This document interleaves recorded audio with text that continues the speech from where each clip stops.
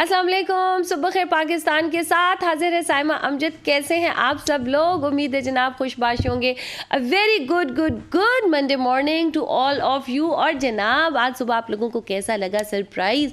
Surprise क्या था कि सुबह 7:30 बजे लाइट्स ऑफ हो गई और सारे परेशान थे कि यार, मैंने कहा शायद ये कोई नया टाइम है जो लोड शेडिंग का टाइम है। But I was just thinking कि ये क्या टाइम हुआ लाइट के जाने का, जब सारे लोग उठ के ऑफिस के लिए तैयारी कर रहे होते हैं। और नॉर्मली जब लोड शेडिंग हुआ भी करती थी तो लाइक 10 बजे ऑनवर्ड्स हुआ करती थी। बट जनाब फिर जब मुख्तलिफ जगहों से ये खबरें आना शुरू कि तमाम जगह ही लाइट ऑफ है, इवन के not only in Islamabad, Lahore, Karachi, हर जगह। तो आपकी इत्ला के लिए अर्ज़ है कि ये एक NTDC की लाइन थी जो गद्दू से जो है सप्लाई हो रही थी बलूचिस्तान की तरफ, उसमें आ गई फॉल्ट और तमाम IS को, स्पेको, लेस्को, उन तमाम को जो बिजली की फरावानी जो है वो मुअत्तल हो गई। अभी इवन दो कि कुछ ग्रिड स्टेशंस जो हैं वो बहाल किए गए, कुछ जगह पे बिजली की फराहमी जो है उसके ऊपर काम हुआ है, कहीं कुछ जगहों पे बिजली आई है, लेकिन मोस्टली पूरे मुल्क में एक जो है काफ़ी मैसिव लेवल का पावर शटडाउन हुआ। तो जनाब ये हुआ था, हमने कहा आप हमें बताएं जनाब, आज हम आपसे भी थोड़ी सी बात करते हैं। आप जो है बताइए कि आपके इलाके में बिजली आई है कि नहीं आई, और अगर आपको कुछ इस सिलसिले में जो है किसी इनकन्वीनियंस का सामना करना पड़ा तो भी आप जनाब प्रोग्राम का हिस्सा बन सकते हैं और आप हमें बता सकते हैं 0512331692। बताइए कि जिस हिस्से में, जिस कोने, जिस गली, जिस कूचे में आप हैं और आप हमारा प्रोग्राम देख रहे हैं, तो क्या आपके यहाँ बिजली आ रही है कि नहीं आ रही। जनाब अभी ये आपको नंबर स्क्रीन पर भी दिया गया होगा। और क्यों ना आज हम आपसे बातचीत करें और आप हमें बताएं कि ये जो सर्दी की वेव है, how it is treating you. और जनाब कल जो लोग इस ओवर द वीकेंड मरी में जो लोग गए थे, उन्होंने बड़ी ज़बरदस्त किस्म की स्नोफॉल देखी। मरी को जो है बर्फ़ की चादर ने जो ना कोसार मरी को अपनी लपेट में ले लिया। और इस दफ़ा तो ये भी सुनने में आ रहा था कि आफ्टर सो मैनी ईयर्स जो मार्गला हिल्स हैं उनके ऊपर भी स्नोफॉल होगी। अभी तक नहीं हुई, बट लेट्स सी। आपको याद होगा बहुत बहुत बहुत पहले सुनने में यही आया था कि जी जो मार्गला हिल्स थे वहाँ पे भी बर्फ़बारी हुआ करती थी और वो भी वाइट हो जाया करते थे। लेकिन अब बहुत सालों से ऐसा नहीं हुआ due to global warming, environmental changes जो हम अपनी धरती माँ के साथ कर रहे हैं, जो इस कुर्रे अर्ज़ के साथ हम इंसान कर रहे हैं, वही जनाब मार्गला हिल्स के साथ भी अभी बहरहाल नहीं हुआ। लेकिन जो सर्दी की जो वेव है ना, टू बी वेरी ऑनेस्ट, मुझे लगता है ये थोड़ा सा लंबा चलेगी क्योंकि अभी स्टिल बर्फ़बारी हो रही है। और अगर आप नॉर्दर्न एरियाज़ में जाएं या ऊपर अप इन द माउंटेन्स के जो एरियाज़ हैं वहाँ पे काफ़ी हालात दुशवार हैं। और अगेन इस सारे ठंडे मौसम में जब वी आर ब्लेस्ड कि हमारे पास गर्म कपड़े भी हैं, गर्म हीटर्स भी हैं और हम अपनी इन सर्दियों को ज़रा बेहतर तरीके से ना सिर्फ गुजार सकते, इंजॉय भी कर सकते हैं। तो उन लोगों का ख्याल रखें जिन्होंने अपना सब कुछ लुटा दिया इस हालिया आने वाले सैलाब में। तो हमें अपने इर्द गिर्द जो है नज़र रखनी चाहिए। और ना सिर्फ ये, बल्कि मैं कहती हूँ इस गर्म मौसम में मैं कहती हूँ आटा का जो बहरान है, लिटरली पहले तो लोग कहते थे ना क्या होगा यार, खैर है देखा जाएगा, हम रोटी के ऊपर प्याज रख के खा लेंगे। तो जो प्याज है वो भी कितना महंगा हो गया है। और अब रोटी जो है वो तो ऑब्वियसली सबको पता है, आटे का बहरान जो है वो है। तो क्या करेंगे हम, तो रोटी और प्याज वाली जो लग्जरी थी वो उससे भी हम अब महरूम हो गए। तो जनाब कल की एक और ताज़ा खबर के निगरान वज़ीर आज़म ने फाइनली गवर्नर बलीगुर रहमान साहब के ज़ेर साया अपने ओहदे का हल्फ उठा लिया। कल हमने देखा जनाब मोहसिन रज़ा नकवी साहब ने निगरान वज़ीर आला पंजाब का हल्फ उठाया और बहुत ही तगोदो के बाद, बड़ी ही मशावरत के बाद, कहते जी आर्टिकल 224A3 के तहत जो है इसका काफ़ी कमेटीज़ तश्कील की जाए। अपोजिशन और जो हुकूमत वक्त है उनकी तरफ से बहुत सारे जो नाम थे वो इस ज़ेर गौर थे। कुछ लोगों ने तो वैसे ही माजरत कर ली थी, कुछ लोगों ने कहा हमारा टेनर ख़त्म होने वाला है, कुछ लोगों ने कहा हमारी रिटायरमेंट हो रही है और कुछ लोग वैसे बैकआउट कर गए। बट फाइनली अब ये निगरान वज़ीर आज़म आ चुके हैं। देखते हैं जनाब किस तरीके को आगे की तरफ चलती हैं। ये पॉलिटिकल जो इन्वायरमेंट, थोड़ा सा ठहराव आया है, इवन दो कि बिल्कुल डेड नहीं कह सकते पॉलिटिकल इन्वायरमेंट को। इमरान खान साहब की बड़ी धुएंधार तकरीर आ रही थी और उन्होंने ये कहा था कि जो सड़कों पे आने वाला ऑप्शन है, जो कि हमेशा से पॉलिटिकल पार्टीज़ का एक पॉलिटिकल स्टंट रहा है काफ़ी अरसे से, वो अब वो कह रहे हैं ज़ेरे गौर नहीं है। और ऑब्वियसली इस सारे उसके अंदर जो है महंगाई के और इस सारे इवन के मौसम भी अभी उसको सपोर्ट नहीं कर रहा है। बहुत ठंड है और ऑब्वियसली इस ठंड में लोगों को ये कॉल देना कि वो सड़कों पे कुछ ज़्यादा अच्छी और खुशाइंद बात नहीं होगी। और व्हाट यही कहते हैं कि जनाब जब वर्ल्ड वॉर टूज़ भी हुई थी और जब उसमें हिटलर भी हारा था तो यही हुआ था कि जब आप सर्दी के मौसम में किसी भी मुल्क पे हमला करते हैं तो वो सर्दी में टैक्टिक्स जो होते हैं ना, आपकी जितनी स्ट्रेटजीज होती हैं उनको भी थोड़ा कूल डाउन करना पड़ता है। अच्छा जी, और हमारे पास कुछ इंटरेस्टिंग खबरें हैं जिसमें एक और बड़ी मज़े की खबर है। जब हमने वर्ल्ड वॉर 2 की बात की तो हमारा जनाब यूरोपीय ममालिक की तरफ गया। एक बड़े मज़ेदार किस्म का होटल है और मैं आपको बताऊंगी, दैट इज़ होटल आर्ब्रीज। इसकी ख़ास बात क्या है कि ये जनाब फ्रांस और स्विट्ज़रलैंड के बॉर्डर पे वाक़या है लिटरली। और ये इतने मज़ेदार किस्म का होटल है कि इसका जो कमरा नंबर रूम नंबर 9 है ना, उससे आप बाकायदा उसकी पिक्चर से देख सकते हैं कि एक हिस्सा फ्रांस की तरफ है और एक हिस्सा स्विट्ज़रलैंड की तरफ। हाउ यूनिक एंड वॉट, ये वहाँ के एक ये किसी गवर्नमेंट की मलकियत नहीं है, ये वहाँ पे एक ख़ानदान है जिसका ये होटल है और टूरिस्ट रिजॉर्ट है और यहाँ पे जो है वो लोगों को भी रहने का ऑब्वियसली मौका मिलता है। और ये हसीन मंजर जो स्विट्ज़रलैंड और फ्रांस का हसीन इम्तजाज है उसको जो है ये यहाँ से व्यू कर सकते हैं। और कितने मज़ेदार किस्म के वो मुल्क हैं। ऑब्वियसली ये सारे वो यूरोपियन यूनियन के ममालिक हैं जिनका अहद हुआ हुआ, आप एक ही वीज़ा लेते हो और ये तमाम ममालिक जो हैं आप विज़िट भी कर सकते हो। पीस है, हारमनी है और अमेजिंग किस्म के जनाब। अगर वहाँ पे जाने का इत्तेफाक हो तो हम इस होटल को विज़िट करना ज़रूर चाहेंगे। अच्छा जी, एक और बड़ी इंटरेस्टिंग सी खबर, कुछ अरसे से सऊदी अरब छाया हुआ है, चाहे वो जनाब इनलाइटन मॉडर्नाइजेशन की बात हो, सऊदी अरब का जो इमेज है वो चेंज करने की बात हो। सऊदी अरब अभी जो इनके रीसेंट वली अहद हैं उन्होंने बहुत सारे चेंजेस किए हैं। हमने देखा बहुत सारी कल्चरल एक्टिविटीज़ जो हैं वहाँ पे हुई हैं। उसके बाद अभी हमने देखा जो रोनाल्डो जो है उनका सऊदी क्लब में जो शामिल होना था वो एक बड़ा ख़बरों की जीनत बढ़ा रहा। बहुत ही सऊदी जो फुटबॉल है उसको बड़ा ही बूस्ट मिला, सऊदी अरब को तो मिला ही मिला। उसके बाद जनाब बहुत सारे वहाँ पे नई चीज़ें आई हैं, लोगों को जो है ख़वातीन को ड्राइविंग का जो है मिल गया है, हक मिल गया है और वो ड्राइव करती हैं। बहुत सारा कंट्रोवर्सीज़ का भी शिकार रहे हैं। एक और अच्छी खबर सऊदी अरब से हमने पिछले दिनों आपको ये थी कि कोरोना के दिनों में जो पाबंदियां लगी हुई थी हज उम्रे वालों को वो हटा दी गई हैं, कोई एज लिमिट नहीं है। अब जनाबे वाला जो एक मज़ेदार किस्म की खबर सऊदी अरब से आई है कि वहाँ की एक रीसेंट अवार्ड की तकरीब में अमिताभ बच्चन जी को लाइफ टाइम अचीवमेंट अवार्ड दिया गया। उनकी 60 साला खिदमात जो उन्होंने ये दुनिया क्या कहते हैं सिनेमा को दी हैं, उसके नतीजे में उनकी कारकर्दगी को सराहते हुए उनकी एफर्ट्स को एक्नॉलेज करते हैं। ऑब्वियसली अगर उनका आप स्टार्ट देखें अमिताभ बच्चन साहब का तो ये ओवरनाइट नहीं है, ये एक बहुत ही हम्बल स्टार्ट था। इवन कि जब वो आए थे फिल्मों की दुनिया में तो हम सब जानते हैं, ये ऑन दी रिकॉर्ड है, उन्होंने बारहा कहा कि वो कहते थे तुम तो हीरो मटेरियल ही नहीं, एक तो तुम इतने लंबे हो, ऊपर से तुम्हारी आवाज़ इतनी अच्छी नहीं है। इवन कि वो रेडियो पे रिजेक्ट हो गए थे। ये वही आवाज़ है जिसका जादू जो है ना सिर्फ ये कि इन्होंने 60 साल अपने पर्दा स्क्रीन पर जगाया, बल्कि वो उनकी लोग पैरोडी करते थे। अमिताभ का स्टाइल इतना हिट हुआ बिकॉज पता है क्या, इसमें क्या होता है कि जब आप ट्रेंड्स को फॉलो नहीं करते और अपनी यूनिक आइडेंटिटी को इंटैक्ट रखते हो, आप अपनी पर्सनालिटी डेवलपमेंट में काम करते हो तो आप खुद से एक ब्रांड बन जाते हो। तो ज़ेन जनाब एक एंग्री यंग मैन, वो जो शुरू में था ना 80s 90s में जो हीरोज़ थे, 80s में नॉट 90s में, 90s में आ गया था दौर ज़रा रोमांटिक हीरोइज़म का, ज़रा लड़का रोमांस हो गया था। लेकिन जो 80s के हीरो थे मैन विद एटीट्यूड, गुस्से वाले, ज़रा थोड़ा सा मार धाड़ वाले, तो वो जनाब इन्होंने बहुत ज़्यादा एक वो किया। इनका अपना कहना बहरहाल ये था इस लाइफ टाइम अचीवमेंट अवार्ड के मौके पे कि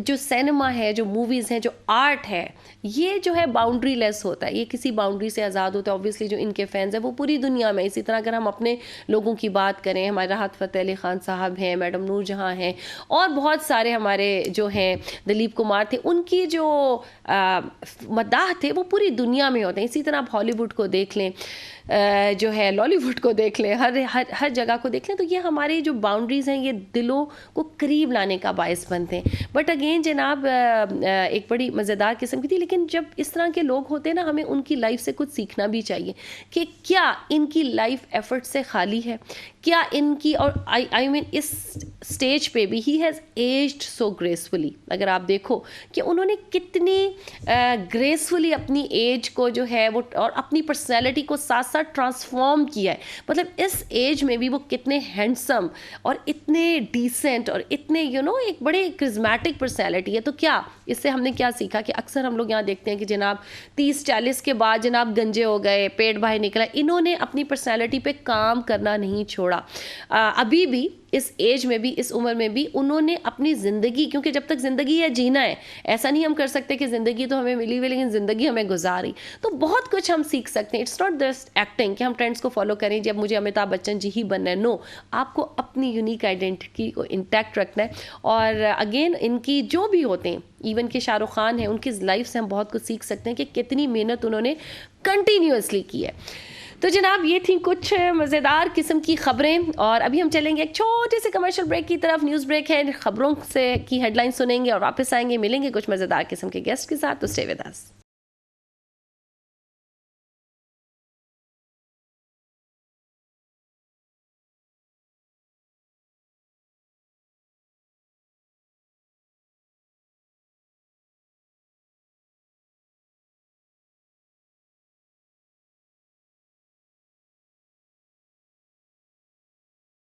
वेलकम बैक। सुबह खैर पाकिस्तान में एक बार फिर आपको खुश आमदेद। और जनाब अभी हम लोग बात करेंगे थोड़ी सी, आपने देखा होगा पिछले इस ओवर द वीकेंड एक बड़ा ही नाखुशगवार वाक़या था। स्कार्सडेल स्कूल जो है लाहौर का, वहाँ पे एक इंसिडेंट हुआ कि 3-4 जो गर्ल्स थी, बच्चियाँ थी, उन्होंने मिल करके एक बच्ची को मारा। वो बुली भी कर रही थी, हैरेसमेंट का भी आप इसको केस कह सकते हैं। हम देखते हैं, चलते हैं थोड़ी सी उस वीडियो की तरफ नज़र डालते हैं।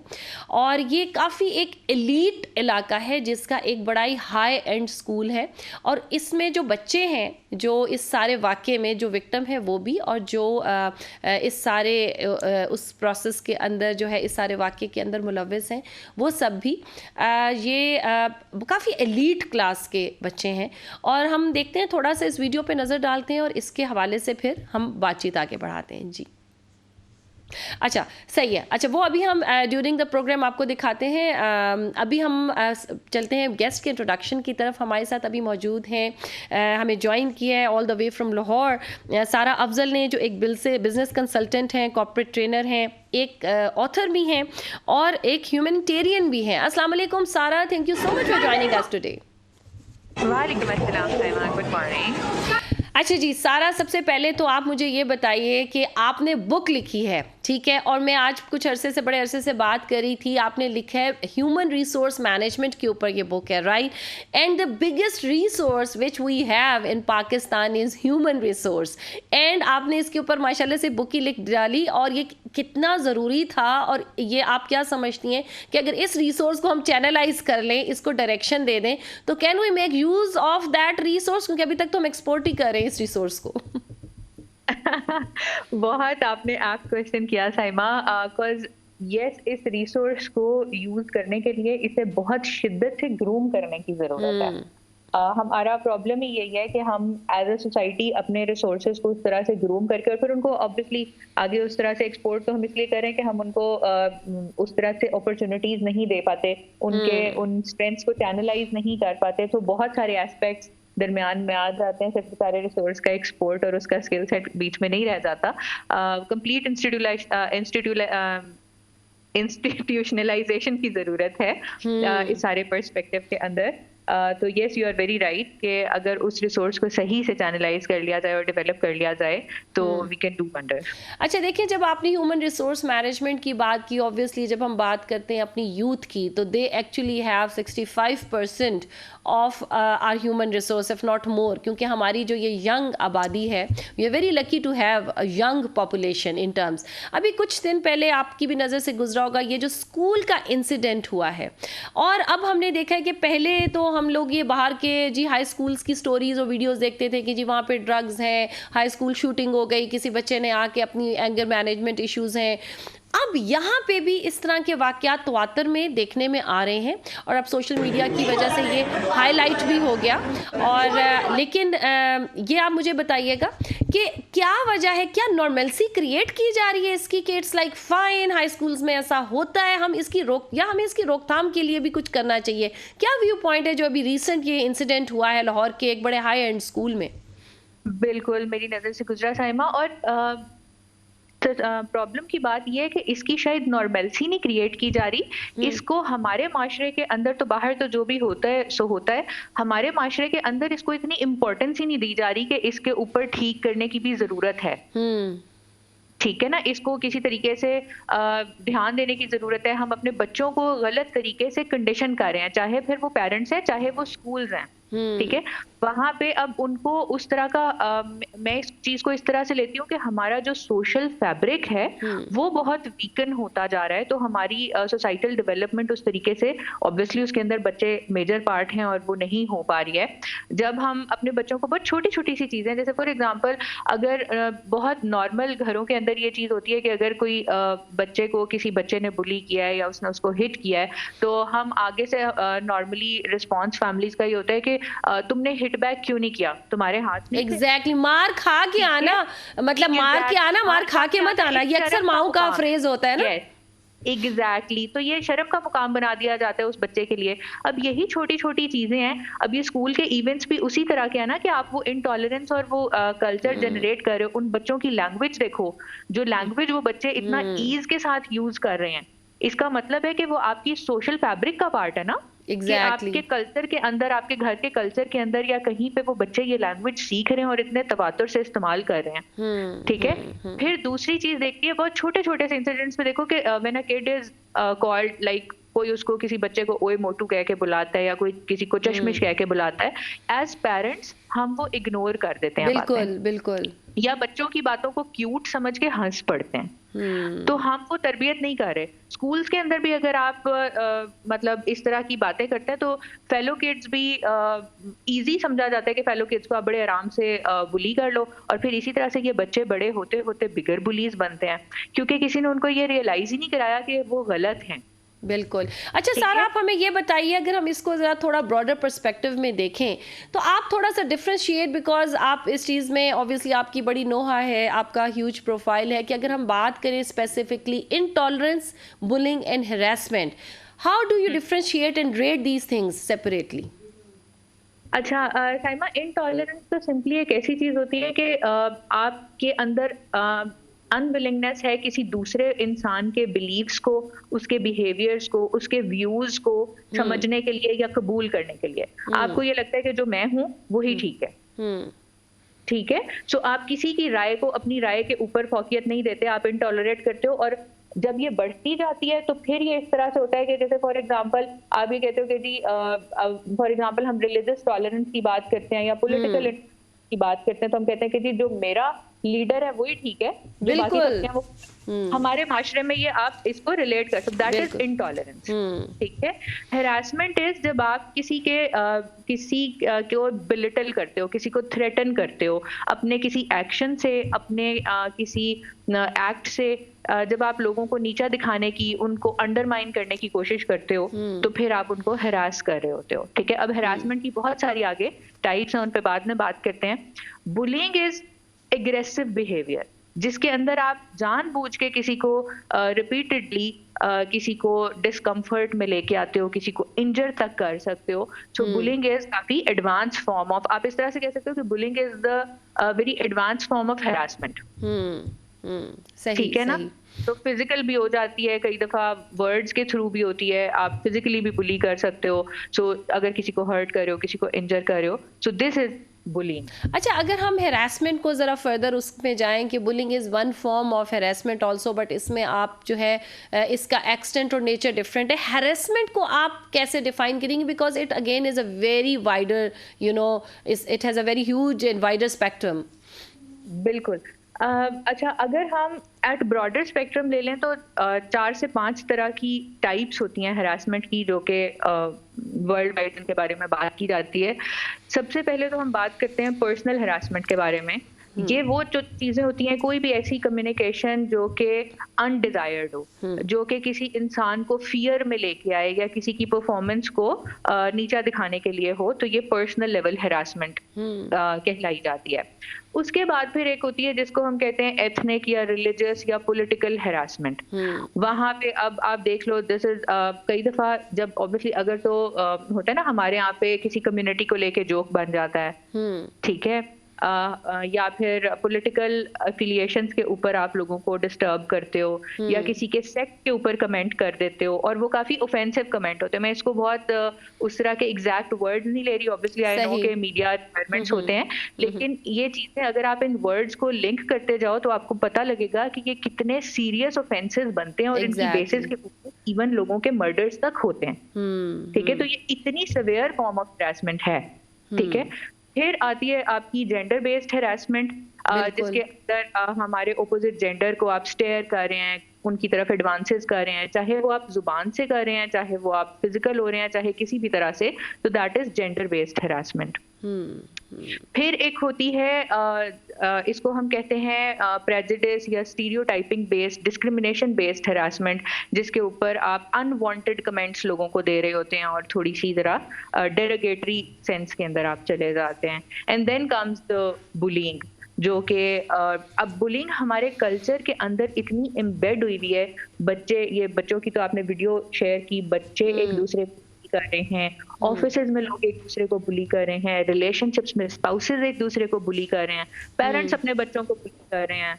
ठीक है, हाँ, ये बड़ा आपने इंटरेस्टिंग एक बात की है। मैं चाहूंगी आप इस पे थोड़ा सा, हम लोग इस पे ज़रूर डिस्कशन करें कि पेरेंट्स जो बच्चे को बुली करते हैं, हालांकि मैं ये नहीं कह रही हर पेरेंट्स की जो इंटेंशन होती है ना वो बिल्कुल प्योर होती है अपने बच्चे को लेकर के, बट जो उनका तरीक़ाकार होता है एट टाइम्स वो ठीक नहीं होता, और वो वाकई बच्चे को बुली करे, तुम तो कुछ नहीं कर सकोगे, तुम तो सदा के नालायक हो, तुम तो ये कर, मतलब ये वाली जो चीज़ है, ये किस तरीके से असरअंदाज होती है बच्चे के जहन पे?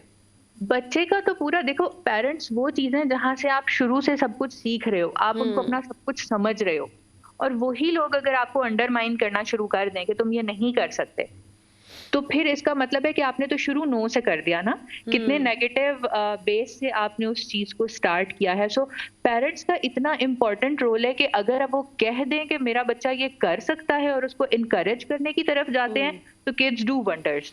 और अगर वही पेरेंट्स उस बच्चे को निकम्मा या नालायक या उस तरह से करना शुरू कर दें, या खुद उनको डिस्करेज करना शुरू कर दें, तो वो बच्चा फिर नेगेटिव उसके ऊपर चला जाता है। यहाँ पे अगेन फिर बहुत सारी चीजें चलना शुरू होती हैं कि जो आप सुन रहे होते हो वो आप बिलीव कर रहे होते हो, और वो सारी चीजें भी। और फिर जितने इन्फ्लुएंशियल पर्सन है, तो आपका सबसे पहला इन्फ्लुएंस तो आपके पेरेंट्स होते हैं।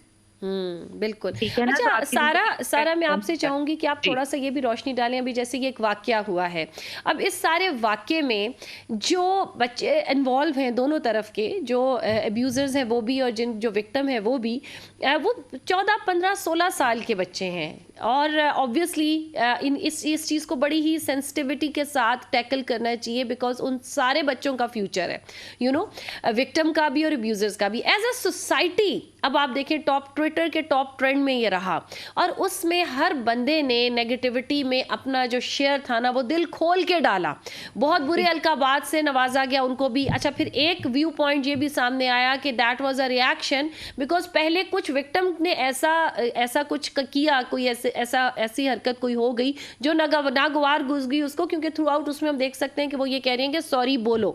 अब तरीकेकार बहुत गलत था, लेकिन इस चीज़ को एज अ सोसाइटी हमें कैसे हैंडल करना चाहिए कि हम एक मौका दें उनको बेहतर इंसान बनने का, दोनों को, क्योंकि विक्टिम शेमिंग भी शुरू हो गई थी, जो विक्टिम था उसके ऊपर भी बहुत सारे बात की जा रही थी, लेकिन जो एक ओवरऑल जिस तरीके से ये डेवलप हुई, बिल्ड हुई, एज अ सोसाइटी हम इसको कैसे बेहतर हैंडल कर सकते हैं?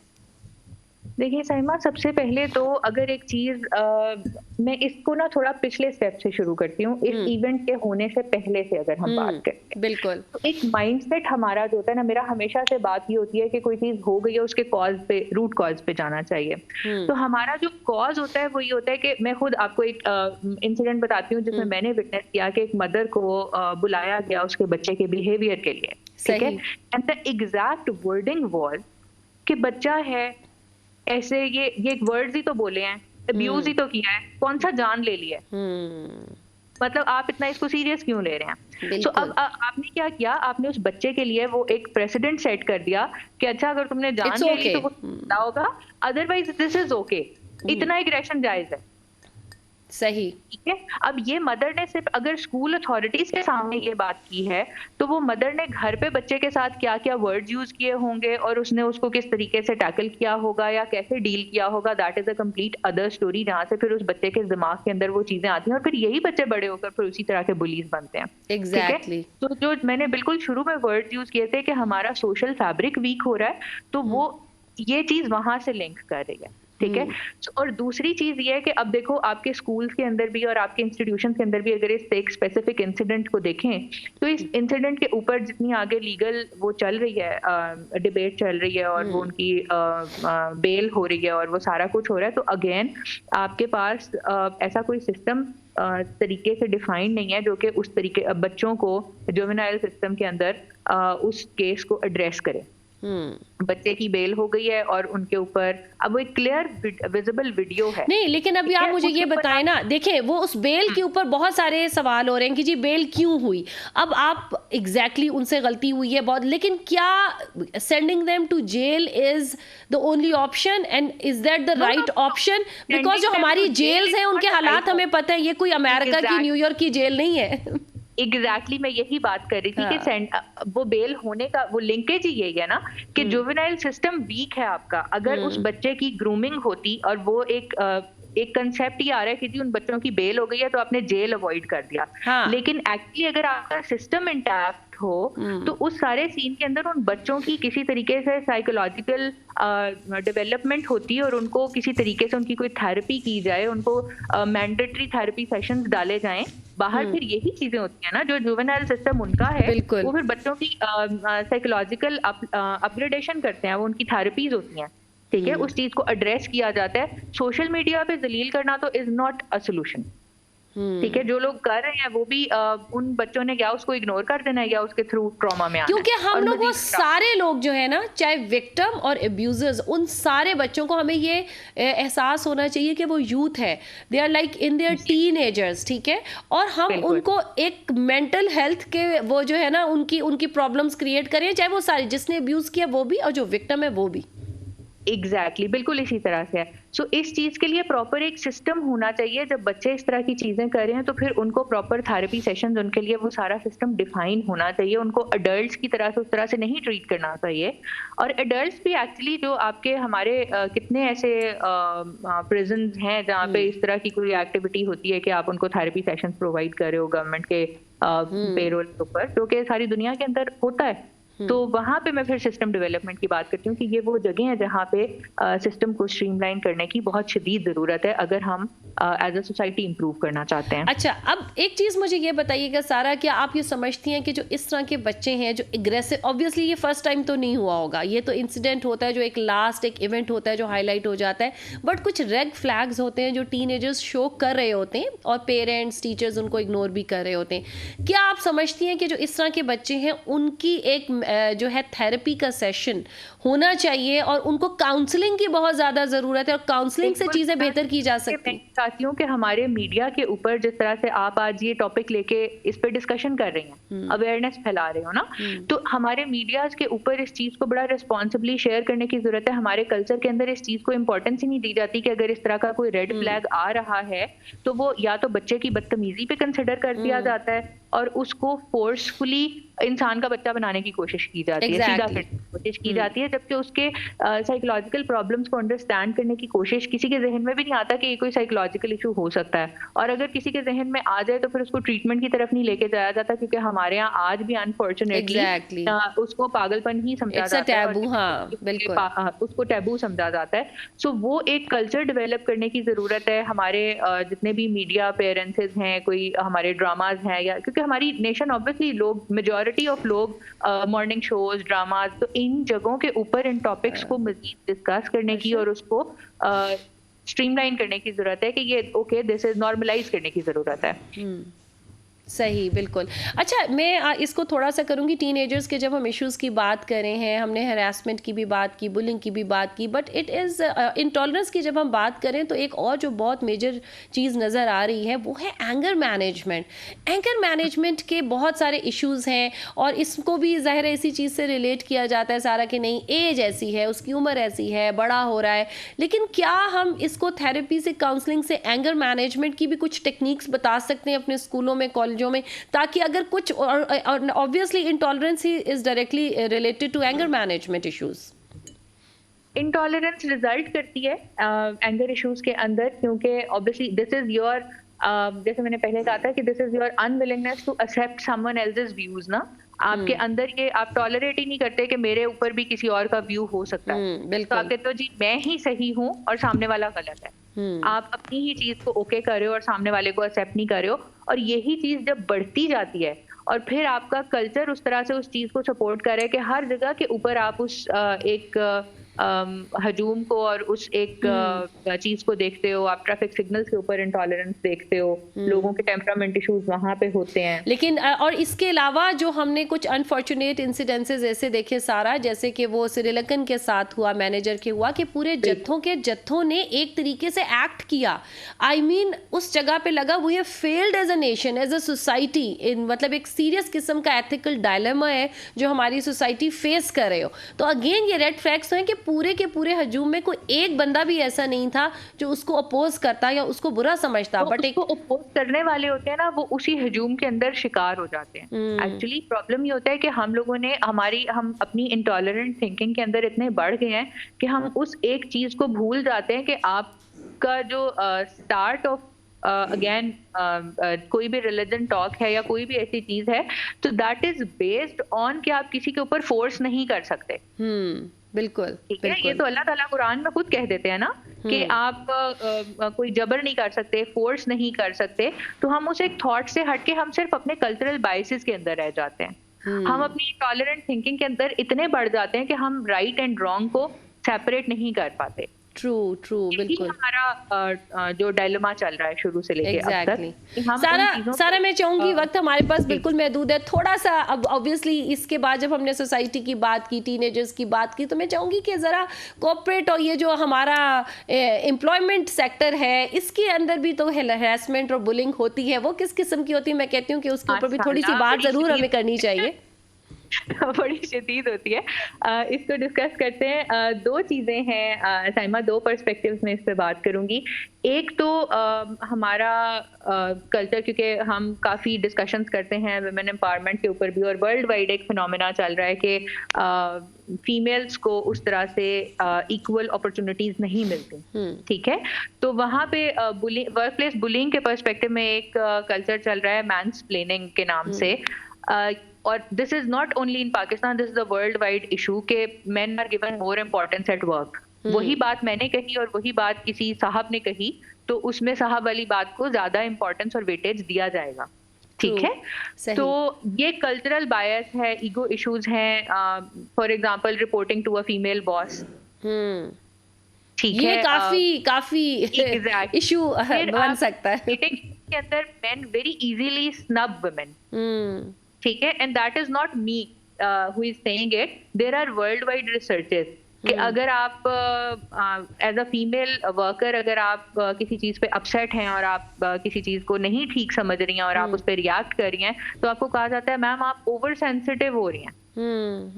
ठीक है, तो आप ये एक चीज हमारे वर्क प्लेस बुलिंग, बल्कि मैं आपको बताऊं सारा, बहुत जगहों पे तो जो मेल्स होते हैं जो किसी फीमेल बॉस को जो है रिपोर्ट करते हैं, उन्होंने अपने घर में अपनी बेगम को बताया हुआ ही नहीं होता कि उनकी बॉस फीमेल है, क्योंकि उनसे उनकी मेल ईगो इतनी हिट होती है। और मैंने कितने इंसिडेंसेस ऐसे देखे। अब ये प्रॉब्लम मेल में है या प्रॉब्लम उस फीमेल में जो घर बैठी है और वो जज करेगी? एग्जैक्टली दोनों तरीके से हो सकता है एक्चुअली, लेकिन होता ही है। अब मैं इसलिए दोनों तरीके से कह रही हूँ क्योंकि लोगों का तो, मेन का तो इट्स एन ईगो इशू ना, लेकिन हमारा एज फीमेल्स भी चीज मान लेनी चाहिए कि हमारी सोसाइटी के अंदर वो ग्रूमिंग उस तरह से नहीं है कि लोग आई टू आई देखें किसी चीज को ना।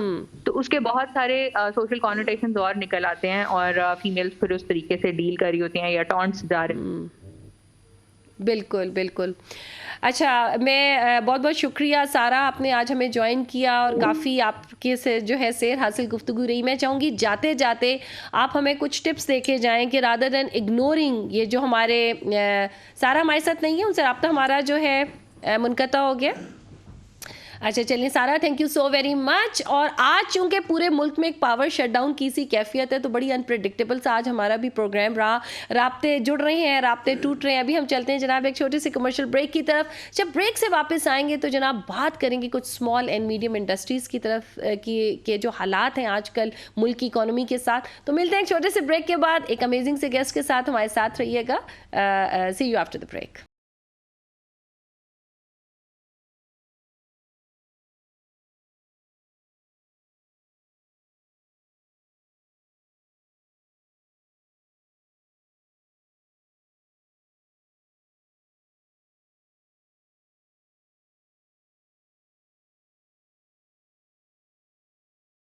वेलकम बैक जी, सुबह खैर पाकिस्तान में एक बार फिर आपको खुश आमदेद। कैसे हैं आप सब लोग? और जनाब अब हम थोड़ी सी बात करेंगे, बहुत परेशानी बनी हुई है जनाब। जितने लोग बेचारे, हम लोग कहते तो हैं जी स्टार्टअप करें, इंडस्ट्री लगाएं, एंटरप्रेन्योरशिप में आएँ, छोड़ दें अपनी नौकरियां और आ जाएं लगा लें अपनी इंडस्ट्री। लेकिन जो इंडस्ट्री के हालात हैं, ख़ासतौर पर जो small and medium size industries हैं, क्योंकि जाहिर सी बात है जो स्टार्टअप है उसकी तादाद जो है ज़्यादा होती है कि इंडस्ट्री जो है ना वो एक पौधे की तरह होती है। जब आप उसको लगाते हो उसको बहुत सारे एक एनवायरनमेंट की ज़रूरत होती है, एक होलिस्टिक एनवायरनमेंट की, उसको नर्चरिंग की ज़रूरत होती है, उसको सपोर्ट की ज़रूरत होती है।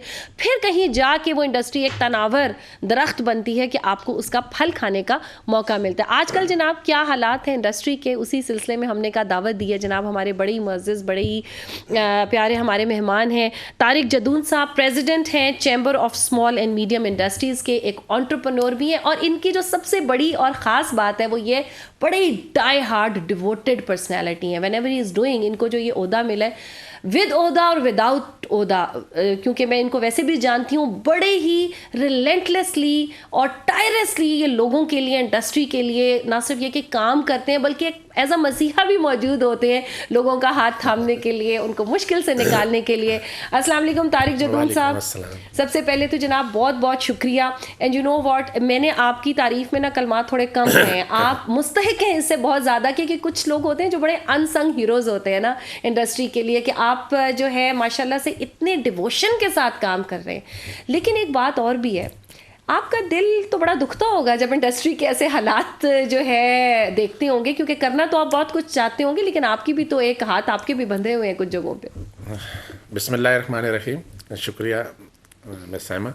मैं बेसिकली ये समझता हूँ कि जी अब जो हालात इस नहज पे पहुँच गए हैं कि तकरीबन बिजनेस कम्युनिटी में तो सब लोग परेशान हैं। जो हालात हम पिछले 3-4 सालों में हमने देखे हैं, इसमें इंडस्ट्री इस वक्त बहुत ज़्यादा सफ़र कर रही है। हम ये समझते थे कि चले थोड़ा ये क्रूशल टाइम है, कोविड आया है, कोविड की वजह से ये मसाइल है, कोविड निकला, अल्लाह ने हमें वहाँ से सरवाइव किया हमने। उसके बाद अब देखें फ्लड ने हमें बहुत ज़्यादा डैमेज कर दिया, तो अभी भी लोग जो हैं वो खुले आसमान के नीचे पड़े हुए हैं और उनका कोई पुरसाने हाल नहीं है, काफ़ी परेशानी है। फिर ऊपर से अब जो मौजूदा हालात जो हैं वो अभी जो हमारे जा रहे हैं, IMF के साथ हमारे कुछ मामलात नहीं सेटल हो पा रहे, जिसकी वजह से इंडस्ट्री पूरी जो है वो इस वक्त सफ़र कर रही है।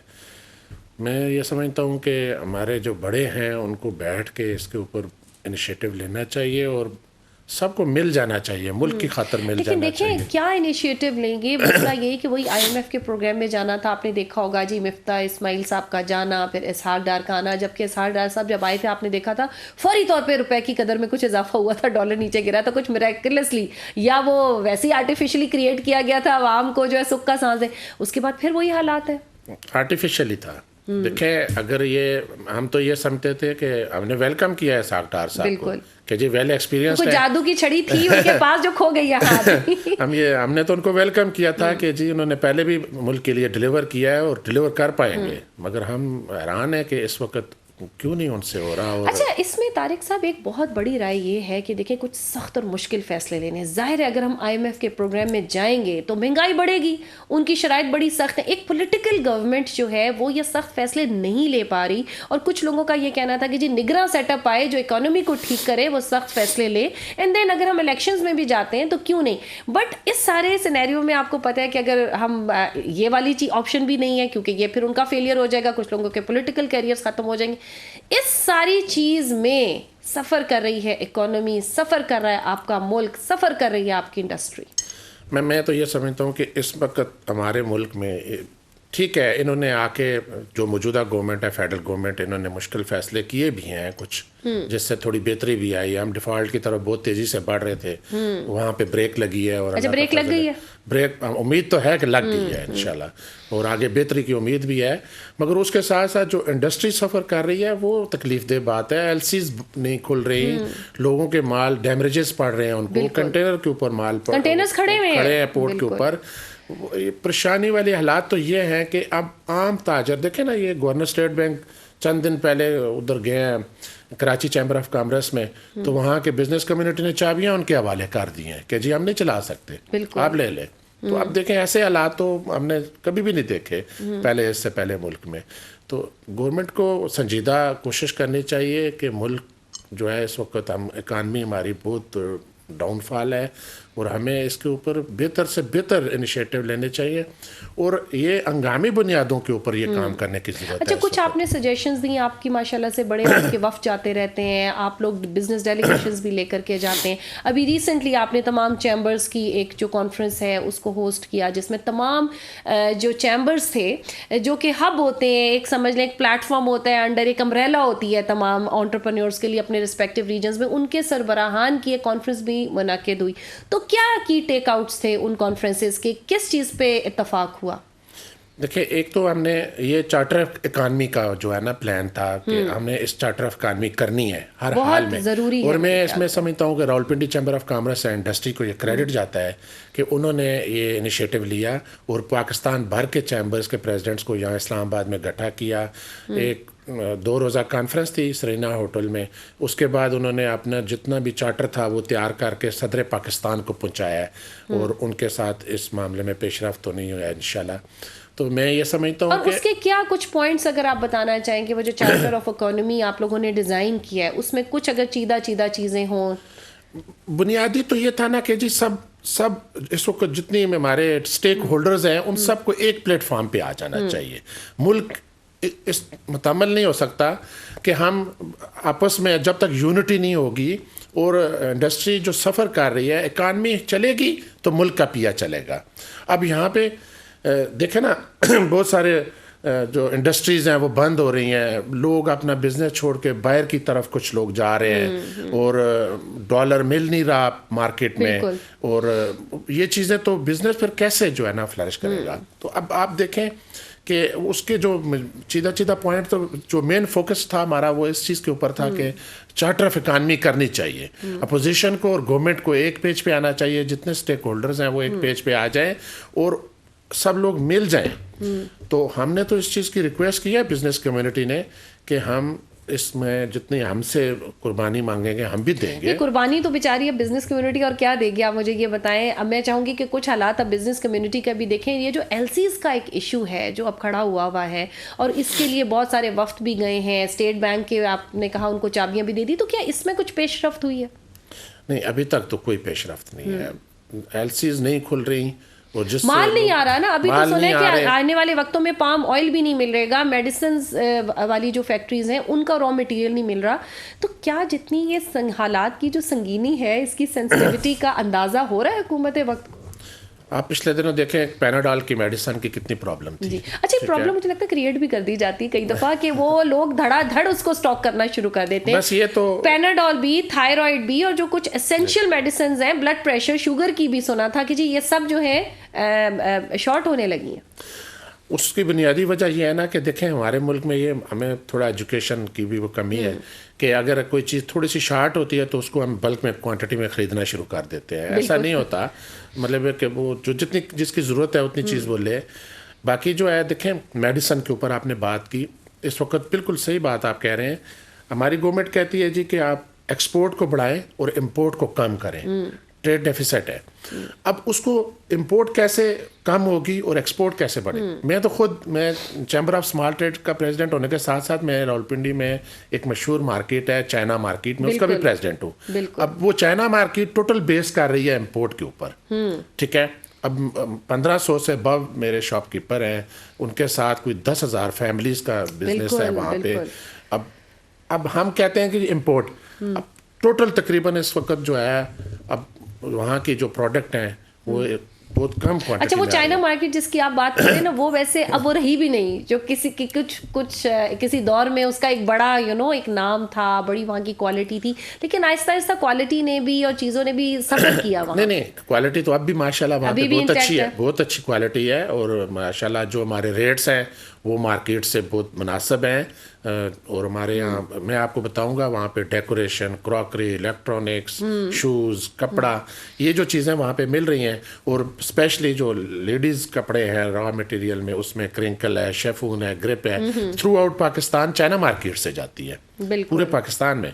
तो हम लोगों के रेट्स भी मुनासिब है। दूसरा ये है कि हमें थोड़ी सी वहाँ पे लोकल इश्यूज़ हैं हमारे, जो जैसे ट्रैफिक के मसाइल हैं, उसकी इंक्रोचमेंट के मसाइल हैं, अदारे काम सही नहीं करते, जिसकी वजह से वहाँ पे थोड़ा सा कस्टमर का पेनिट्रेट करना थोड़ा मुश्किल होता है, पार्किंग नहीं मिलती, जिसकी वजह से यह है थोड़ा सा हम लगे हुए हैं इंशाल्लाह उनको भी बेहतर करने के लिए। मगर मैं वापस आऊँगा अपने मुल्की जो हमारे मसाइल हैं उनके ऊपर। हम ये समझते हैं कि जी इस वक्त जो हमारे हालात बन गए हैं इस वक्त, इनसे हमें निकलना है। उसका एक ही हाल है, देखें, एक तो हम ये चाहते हैं कि इस मुल्क में इंडस्ट्री को पैकेज मिले। नहीं, अभी आपने एक्सपोर्ट की बात की, कता कलामी माफ़। अब मसला ये कि जब लोकल इंडस्ट्री कुछ लोकल प्रोडक्ट्स बना रही है, होना तो ये चाहिए था कि उन प्रोडक्ट्स को सपोर्ट भी किया जाता, प्लस उनके लिए एवेन्यूज़ खोले जाते कि जी आप अपने प्रोडक्ट के आसानियाँ पैदा की जाती ना, कि इस प्रोडक्ट को ऐसे आपने बाहर लेके जाना है तो चलें 4 पैसे आते। लेकिन जब वो इंडस्ट्री चल ही नहीं रही, उसको खड़े होने में प्रॉब्लम आ रही है, तो एक्सपोर्ट कैसे करेंगे? उसमें बुनियादी देखें ना जी, 2 चीज़ें तो बड़ी आम है। एक, जो कोई भी इंडस्ट्री लगेगी उसको बिजली की ज़रूरत होगी और गैस की ज़रूरत होगी। अब जिसको गैस की ज़रूरत है वो गैस में भी हम सफ़र कर रहे हैं, बिजली है कोई नहीं है, मसाइल हैं। डोमेस्टिक जो है वो रेजिडेंशियल एरियाज़ में भी लोड शेडिंग हो रही है। तो हमारी इंडस्ट्री कैसे आगे बढ़ेगी जब तक हम उसको सहूलतें नहीं देंगे, उन लोगों को प्रॉपर तरीके से, देखें, रोड्स नहीं बनाएंगे वहाँ तक कैसे लोग पेनिट्रेट करेंगे? ये जो चीज़ें हम लोग कहते हैं कि जी हमने इंपोर्ट को कम करना है, ठीक है, हमें मेड इन पाकिस्तान के ऊपर डिपेंड करना है। अब मैं मिसाल दूंगा कि हमारे प्याज का रेट आप चेक कर लें, क्या रेट जा रहा है। यही आपको पता है, साथ में कह रही थी कि कह रहे थे कुछ नहीं होगा, हम कुर्बानी देंगे, हम रोटी के ऊपर प्याज रख के खा लेंगे। लेकिन जब रोटी और प्याज दोनों ही लग्जरी आइटम्स बन गए अब इंशाल्लाह। देखें जी, हम तो ये उम्मीद कर सकते हैं कि बेहतरी होगी, मगर अब बड़े फैसले लेने की जरूरत है। अच्छा, अब जो आपने कहा ना, 2-3 फैसले आप चाहते हैं कि लें, गवर्नमेंट ले, वो क्या हंगामी बुनियादों पे क्या होना चाहिए? जो अगर 10 प्रायोरिटी लिस्ट है तो उसमें 2-3 फैसले तो फौरन लेने चाहिए। मेरी ज़ाती कैपेसिटी में ये है कि इस वक्त जो हमें डॉलर के ऊपर एमनेस्टी देनी चाहिए, और उसके ऊपर जो है हमें जितने लोगों ने डॉलर लिए हुए हैं वो मार्केट में आने चाहिए, और हमारा जो है वो रिजर्व बढ़ने चाहिए। इससे थोड़ा सा लोगों के अंदर कॉन्फिडेंस आएगा। देखें, पहले पिछली गवर्नमेंट ने इसके ऊपर प्रॉपर्टी में इस तरह की जो है ना, कितना पैसा आया था, वो सब जा चुका है, एमनेस्टी दी है। अब हम चाह रहे हैं कि डॉलर के ऊपर एमनेस्टी हो, और हमें हमारे रिजर्व बढ़ने से डॉलर की प्राइस नीचे आएगी, और इंशाल्लाह इसका आगे जो है हमें बेहतरी होगी मुल्क में। दूसरी ये चीज़ है कि हम कहते हैं कि इंपोर्ट को कम करना है और एक्सपोर्ट को बढ़ाना है। तो आप जब तक इंडस्ट्री को पैकेज नहीं देंगे, इंडस्ट्री मुल्क में ज़्यादा से ज़्यादा इंडस्ट्री लगनी चाहिए। हम बड़े खुश हुए थे कि सी पैक आ रहा है, सी पैक के साथ साथ जो है इंडस्ट्री आएगी इस मुल्क में, और जो है ये जॉब्स क्रिएट होंगी, और एंटरप्रेन्योर काम करेंगे अपना। गवर्नमेंट तो जॉब नहीं दे सकती, तो एंटरप्रेन्योरशिप के ऊपर यही होता है कि आप अपने बिजनेसमैन को सहूलतें दें। बांग्लादेश की हम मिसाल देते हैं कि जी बांग्लादेश में इंडस्ट्री लगी है, और वहाँ पे तो वो गवर्नमेंट ने तो नहीं लगाई है, वो इंडस्ट्री वहाँ के आम लोगों ने लगाई है, कि जो उन्होंने वहाँ पे अपनी लोकल इंडस्ट्री को प्रमोट की। क्या हम एटलीस्ट उसी से कुछ सीख लें, हम बांग्लादेश से कुछ सीख लें, चले बाकी हमसाया मुल्क भारत से तो कुछ बाद में सीखेंगे। बांग्लादेश देखें जी, हमसे बाद में हमसे Exactly. लागू हुआ, और आज उनके रुपीस की कदर देख लें, अपने रुपए की कदर देख लें, और उनकी इंडस्ट्री जो है वो माशाल्लाह इस वक्त जो उनकी ट्रेड है वो हमसे कितनी गुना ज़्यादा है। फिर हमारे यहाँ हम ये समझते हैं कि हम कब तक ये एक्सपेरिमेंट करते रहेंगे जी, काफ़ी टाइम हो गया ना, अब हमें बहुत मैच्योर हो जाना चाहिए, और अब हमारी जो पॉपुलेशन है उसको मद्देनजर रख के हमें अपने पांचवा बड़ा मुल्क है जी, जी। आबादी का स्टैटिस्टिक्स अभी रिसेंट है, कहीं हमने टॉप 5 में भी जगह ली, पांचवा बड़ा मुल्क है। और मैं आपको बताऊं, ये जो आबादी का एक वो बॉम्ब अब हम बनने इस तरह से जा रहे हैं कि अगर हमने एक हफ्ते की स्टैटिस्टिक्स शेयर की थी, एक हफ्ते के अंदर 1.5 लाख बच्चा खाली पिंडी शहर में पैदा हुआ था। आप ये देख लें कि किस रेशियो से आबादी की तादाद बढ़ रही है, कहाँ से वसाइल आएंगे, कहाँ से खुराक आएगी, कहाँ से इनकी ये खाली ऐसे। और फिर यही जो हम कहते हैं ना 65% अभी हमारी यूथ है, तो यही यूथ बूढ़ी भी होगी, क्या उस ओल्ड एज की सर्विसेज हैं हमारे पास? तो ये तो वाकई कुछ, अभी मैं मायूसी नहीं फैलाना चाहती, अभी हम इनसे कुछ अच्छी खबरें भी ले लेंगे जाते जाते। क्या कहेंगे आप? नहीं, इंशाल्लाह मायूसी तो नहीं है। देखिए जी, हम तो, मैं ये समझता हूँ कि आप 1947 से आगे अनवर्ड करें तो हालात ऐसे थे कि वो एक मिसाल है कि वो ऑफिस में पेपर पेन नहीं होती थी, किकर के कांटे से भी हम लगाते थे, मगर आज हम इंशाल्लाह मुस्लिम उम्मा में एटॉमिक पावर है, मगर हमें कुछ अपनी पॉलिसीज़ के ऊपर नज़रसानी करने की ज़रूरत है। एक हमें देखिए, वो डॉक्टर महबूबुल हक साहब का जो फार्मूला था वो काफ़ी पुराना हो चुका है, अब जिद्दत आ चुकी है, हमें बहुत दिमाग है हमारे पास, हमारे ऐसे इकोनॉमिस्ट बैठे हुए हैं, मगर हमारे सिर्फ जो ये जो पॉलिटिकल हालात है इनकी वजह से स्टेबिलिटी नहीं आ रही। अच्छा, कुर्बानी हमेशा से मांगी जाती है, अवाम से ही मांगी जाती है, अवाम भी बेचारे अब उनकी भी बस हो गई ना, क्योंकि वो अपने सर्वाइवल की जंग लड़ रहे हैं। अब यही कहते हैं कि जी आप इनकम स्ट्रीम्स बढ़ाएं, कुछ आप इंडस्ट्री वालों को भी, जो बेचारे इंडस्ट्री लगा के बैठ गए हैं अब उनको क्या कहेंगे, क्या वो भी क्या कर सकते हैं? देखिए, ज़्यादा यही करते हैं, नज़ला गुजरता है स्टाफ पे, स्टाफ ले ऑफ कर दिया जाता है, ठीक है, लेकिन अब जिनकी रेंट की बिल्डिंग्स हैं, क्या आप उनके रेंट के मालकान को भी कुछ पैगाम देना चाहेंगे कि थोड़ा सा हाथ हौला कर दें, कुछ अरसे के लिए कुछ रेंट कम कर दें, क्योंकि वो उसी तबादले से बढ़ाए चले जा रहे हैं? बहुत अच्छा सवाल है आपका। हमने कोविड में ये चीज़ देखी है कि बहुत सारे ऐसे जो मालकान थे, उन्होंने अपने जो किराएदार हैं उनको सहूलत दी थी ये वाली, और उससे बेहतरी आई थी। कुछ लोग नहीं भी सोचते, मगर देखिए, अगर आप एक बिजनेसमैन है, वो कमाएगा, प्रॉफिट में जाएगा, तो उसके आगे वो अपने जो उसकी मैन पावर है उसको भी मैनेज करेगा, और अपने मालिक को भी करेगा, और अपने घर को भी चलाएगा। तो एक शॉपकीपर है, मैं छोटे से शॉपकीपर को, उसके साथ भी 3, 4, 5 फैमिलीज़ की रिस्क जो है वो जुड़ी होती है। तो जब तक हम इसमें किरायों की बात आपने की, किराया अगर कम नहीं करेंगे तो वही जगह फिर कुछ अरसे के बाद बंद हो जाएगी, तो वो तो फिर कुछ भी नहीं आएगा। बिल्कुल। तो बेहतर तो यही है कि इसको थोड़ा सा इसके ऊपर नजरसानी की जाए। अच्छा, मैं एक चीज़ थोड़ा सा ये बताएं कि क्या कुछ नई इंडस्ट्रीज अभी आप देख रहे हैं, रजिस्ट्रेशंस होती हैं नई कंपनी, क्या उसमें कुछ इजाफा हुआ है, कमी हुई है, या आ रही है नई इंडस्ट्री आ रही है, लोग लगाना चाह रहे हैं, हम लोग ये करना चाह रहे हैं, क्या फॉरेन इन्वेस्टर आ रहे हैं, इंडस्ट्री अभी भी लग रही है, या उसमें कुछ कमी देखने में आई? नहीं, मौजूदा जो हालात है इसमें तो लगने का क्या, वो तो पिछली भी बंद हो रही है।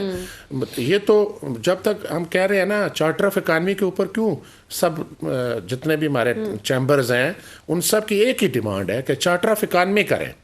चार्टर ऑफ इकानमी का ये होगा कि आप जब कोई कंसेंसस हो जाएगा तो उसमें सबके अंदर कॉन्फिडेंस आएगा, और हमें पता होगा कि अब हम इस तरफ आगे बढ़ रहे हैं, तो फिर उसमें इन्वेस्टमेंट भी आती है, उसके ऊपर फिर नई फैक्ट्रीज लगेंगी। इन्वेस्टर लगाना चाह रहा है पैसा, इन्वेस्टर मौजूद है मार्केट में इंडस्ट्री पे लगाने के लिए। ये 1 अरब के पीछे, IMF के पीछे भागते हैं। यहाँ चैम्बर्स वालों ने कहा कि, ताजरों ने कहा कि हमें मौका दें, हम आपकी ये जो कमी है वो पूरी रिजर्व की कर देते हैं, मगर उसके लिए सहूलतें दें। हाँ। और ये जो डॉलर के ऊपर हमने बात की, एमनेस्टी की, वो हम यही तो हम कह रहे हैं कि आप जब तक इस पैसे को बाहर नहीं लाएंगे और ये मार्केट में नहीं आएगा, तब तक जो मसाइल तो फिर ऐसे ही रहेंगे। तो है कोई चांस, क्योंकि आपने बड़ी अच्छी सजेशन दी है, मुझे लगता है कि अगर एमनेस्टी स्कीम्स जो है वो ऐसे ही मुश्किल हालात के लिए होती हैं, और जब भी दी गई है उसका मुल्क को ऑन द लार्जर स्केल फायदा ही हुआ है। देखिए जी, IMF तो हमारे ऊपर दबाव रखेगा। Exactly. ठीक है, पहले हम फैक्टर में थे, अब हमें अपने मुल्क को देखना है, अपने बिजनेसमैन को देखना है, अपनी इंडस्ट्री को देखना है, अपने अवाम को देखना है ना। तो हमने हमने आगे ऐसे ही बढ़ेंगे ना कि जब हम कोई चीज़ है उसके ऊपर हमें थोड़ी सी अगर गवर्नमेंट नरमी करती है तो उससे अगर मार्केट में बेहतरी आती है, इंडस्ट्री को फ़ायदा होता है, तो मैंने अच्छा, आपको लगता है कि जैसे प्रॉपर्टी पे एमनेस्टी थी, अब क्योंकि वो आपको पता है प्रॉपर्टी वाला भी जो है काफ़ी वो मार्केट भी बहुत डाउन है और वहाँ से भी कहते हैं जो फॉरेन इन्वेस्टर था वो अपना पैसा ले गया है और इन्वेस्टिंग, आपको लगता है कि उस पर भी अगर एमनेस्टी दी जाए तो कुछ इंडस्ट्री को भी उसका फ़ायदा हो सकता है? नहीं, मैं तो समझता हूँ कि क्योंकि वो पहले नुकसान यही था, वो यही कहा जाता था, एक कॉन्फ्लिक्ट चलता था कि जी उधर दी है तो इंडस्ट्री उससे इफेक्ट हुई है, फर्क पड़ा, लेकिन ऑन दी होल मुल्क में तो पैसा आ रहा था। देखिए, मुल्क में पैसा वो एक चंद घरानों तक या कुछ लोगों तक मखसूस, इंडस्ट्री से ये होता है कि जॉब्स क्रिएट होती है और हमारी एक्सपोर्ट बढ़ेगी। तो ये चीज़ें जो है, इंडस्ट्री का पैकेज जो है वो मस्त चाहिए था उस वक्त और अभी भी चाहिए। हम मिसाल दे रहे हैं कि मैं रावलपिंडी की बात करता हूँ, आपने कहा कि बांग्लादेश, हम लोग रावलपिंडी में इतना इंडस्ट्री का रुझान नहीं था, यहाँ जॉब्स वगैरह, ये गवर्नमेंट सर्वेंट ज़्यादा लोग यहाँ पे रहते हैं। अब इसके साथ साथ आप फैसलाबाद चले जाएं, गुजरांवाला चले जाएं, सियालकोट चले जाएं, छोटे छोटे घरों में वो इंडस्ट्री लगी हुई थी, कॉटेज इंडस्ट्री, और उसके ऊपर उन लोगों ने तरक्की की है। तो आज वो लोग, अगर एक घर में एक इंडस्ट्री लगी हुई थी तो उन्होंने बाहर एक बड़ी इंडस्ट्री भी लगाई है। तो हमें अपने इन शहरों से मिसाल लेनी चाहिए कि आप जब सहूलतें देंगे। अब हम लोग रावलपिंडी वाले ये कह रहे हैं कि रिंग रोड के साथ साथ हमें, मेरा अगला सवाल वही था प्रोग्राम में जाते जाते कि वो प्रोजेक्ट कहाँ तक पहुंचा, इतने सारे मसाइल में कहीं वो प्रोजेक्ट दब तो नहीं गया? दबा हुआ है जी, बिल्कुल दबा हुआ है, और कोई किसी किस्म की उसके ऊपर कोई मीटिंग्स नहीं हो रही, कोई पेशरफ नहीं हो रही। हम इंतजामिया से बाहर आई नो कि विद योर डेडिकेशन आपने उसको दबने देंगे नहीं, वक्ती तौर पे मेरे ख्याल से ठंड की वजह से बर्फ के अंदर आ चुका है। नहीं, इंशाल्लाह उम्मीद तो की जा सकती है कि इंशाल्लाह ये बनेगा और इसके ऊपर इंडस्ट्रियल जोन भी बनेंगे इंशाल्लाह। तो हम लोग, मैं आपने कहा ना जी, जो इंडस्ट्री बंद हो रही है, मैं एक एग्जांपल दूंगा। कल हमारे कॉटेज इंडस्ट्री के सदर हैं, ये एम्ब्रॉयडरी मशीन एसोसिएशन के, उनके साथ मेरी बात हो रही थी। तो इस वक्त तकरीबन 60% लोग अपनी मशीनें बंद करके, मतलब धागा नहीं आ रहा, वेरी अनफॉर्चुनेट। अब लेडीज स्टिचिंग के ऊपर एम्ब्रॉयडरी है, डिज़ाइनिंग है, तो अब लोकल आप देखिए ना, एलसीज का इश्यूज है, वही मसाइल हैं कि लोगों को जो बेसिक हमारी जो ज़रूरत की चीज़ें हैं वो जब नहीं मिलेंगी तो हम आगे अपने काम को कैसे जारी रख सकेंगे। बिल्कुल। तो हम तो ये फिनांस मिनिस्टर से रिक्वेस्ट करते हैं कि एक तो उनका लाइजोन इस टेन्योर में बहुत कम रहा है ताजरों के साथ, बिल्कुल ज़्यादा से ज़्यादा अपने लाइजोन को बढ़ाएं, मिलें लोगों के साथ, ग्रास रूट लेवल पे उनको इश्यूज तो समझ में आए। बिल्कुल, उसमें लोगों के साथ उनका, फाइनेंस मिनिस्टर होना भी कोई आसान काम नहीं है, बहुत प्रेशर होता है आपको चारों तरफ से। तारिक साहब बहुत बहुत शुक्रिया, वक्त बिल्कुल हमारे पास ख़त्म हो गया। जाते जाते कोई पैगाम आप देना चाहें, चाहे फाइनेंस मिनिस्टर को दे दें, चाहे आवाम को दे दें, इंडस्ट्री को दे दें? जी सर। पैगाम तो ये है कि जी हमें अपना जो है इरादा पुख्ता रखना चाहिए और इंशाल्लाह हमारे मुल्क में बहुत बहुत ज़्यादा पोटेंशियल है, सिर्फ हमें थोड़ी अच्छी लीडरशिप की ज़रूरत है और हमें आपस में बीइंग पाकिस्तानी बन के सोचने की ज़रूरत है। हमारे मुल्क के लिए हमें सोचना चाहिए। फिनांस मिनिस्टर साहब से ये रिक्वेस्ट है कि उनका हमारी बिज़नेस कम्युनिटी से रब्ता बहुत कम है, वो अपने रब्ते को बहाल करें और बिजनेसमैन की बात सुने, बैठ के बात सुने और मसाइल को हल करें, तब मुल्क आगे जाएगा। जब देखें ना आपका और हमारा गैप है, राब्ता नहीं है, तो हम कैसे फिर एक दूसरे के मसाइल को समझ पाएंगे। बिल्कुल, तो ये चीज़ हमने डिमांड की है ऑल पाकिस्तान चैम्बर कॉन्फ्रेंस में भी, और मैं भी यही कहूँगा कि हमारे और उनके दरमियान राब्ता मज़ीद कम होना चाहिए। ब्यूटीफुल मैसेज तारिक जदून साहब, बहुत बहुत शुक्रिया, आपने अपनी कीमती वक्त में से वक्त निकाला हमारे ऑडियंस के लिए, कुछ उम्मीद भी देके गए, कुछ मसाइल के तरफ भी हमने बात की। दो बातें इन्होंने की, एक तो ये कि लीडरशिप अच्छी होनी चाहिए, वो तो अल्लाह का जब हुक्म होगा तभी आएगा, जैसी आवाम होती है वैसी लीडर। लेकिन जो दूसरा इनका पॉइंट था कि हमें एज अ पाकिस्तानी अपना रोल अदा करने की ज़रूरत है, वैल्यू एडिशन करने की ज़रूरत है और एक कौम बन के सोचने की ज़रूरत है। आई थिंक वो हम कर सकते हैं और ब्यूटीफुल मैसेज तारिक साहब का। इसके साथ ही जनाब प्रोग्राम का वक्त ख़त्म हुआ जाता है। आपसे मुलाकात होगी कल इसी वक्त इसी जगह। अपना बहुत सा ख्याल रखिएगा। साइमा अमजद को इजाज़त दीजिए। अल्लाह हाफ़िज़।